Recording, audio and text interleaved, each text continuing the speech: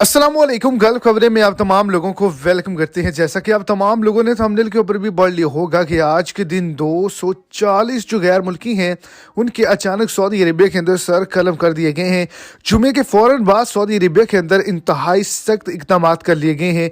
एक सख्त कदम उठाया गया जिसके नतीजे में बहुत ही ज़्यादा ऐसे गैर मुल्की हैं जिनके सर कलम किए गए। इनकी क्या गलती है जो आपको हरगिज नहीं करनी? सऊदी अरब हुकूमत की जानिब से एक बड़े शाही फरमान को जारी कर दिया गया है। वीडियो की डिटेल जानने के लिए आपने वीडियो को एंड तक लाजमी तौर पर देखना है ताकि आपको तमाम डिटेल की अच्छी तरह समझ आ जाए। और अगर इस चैनल पर आप फर्स्ट टाइम है तो लाजमी से चैनल को सब्सक्राइब कर दें, इस वीडियो को लाइक कर दें और अपने दोस्तों तक इसको ज़्यादा से ज़्यादा शेयर करें ताकि वो भी इससे फ़ायदा उठा सके और बड़े नुकसान से बच सकें।